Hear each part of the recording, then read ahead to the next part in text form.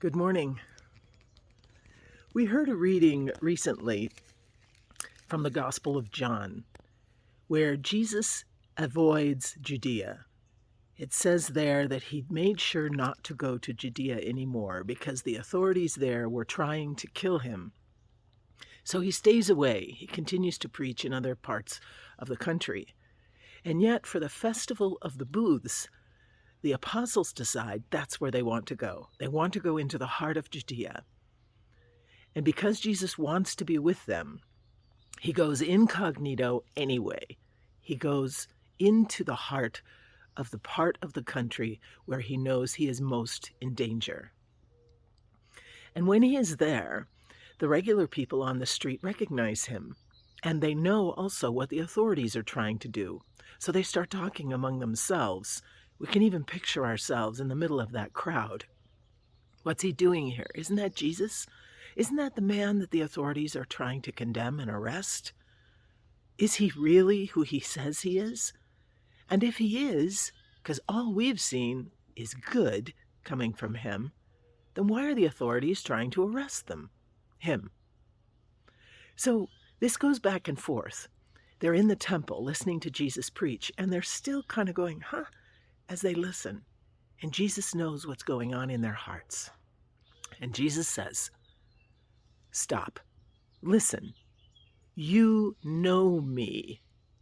You know where I come from, and you know who has sent me. You know me. We enter this week, the holiest week of the year.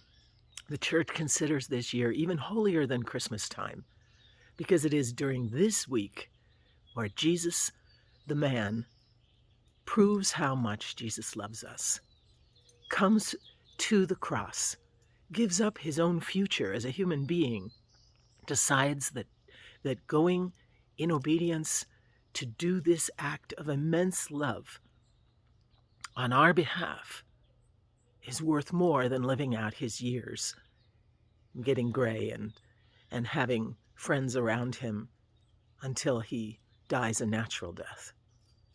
He makes this personal choice. And as we stand there among that crowd in the temple, wondering, what is he about? Is he really who he says he is? Sometimes we can feel the same way in our own lives. Is Jesus who he really says he is? Why am I going through this very difficult time? Why are my relatives suffering? Why do people in my family have cancer? Why have members of this family died to the where the children are now orphans?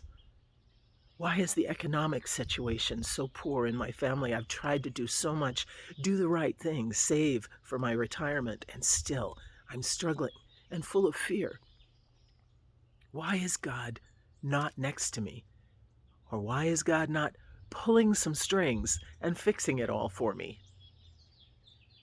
And then the voice of Jesus echoes back in my ear. You know me. Monique, you know me. How well do we know the God we love? How well, how much do we trust the hand of God in our lives? What evidence is there in our life of God coming through for us in ways that are profound and very subtle? There's no horn blowing in front of the action of God in our life. It's so subtle. It's like the small green growth on the trees in spring that's just trying to start to happen now here where I live. You look at that growth and you say, where did that come from? And God invites us, this week in particular, but our entire lives for sure, to trust. You know me. And if I don't know God, then it's important for me to spend time and ask God to reveal God's self to me. God, this is what I need to know about you. This is what I long to know about you. But we can stand on that ground firmly then, that we know this God, and so we need not feel orphans as we face the most difficult times in our life, just like Jesus did.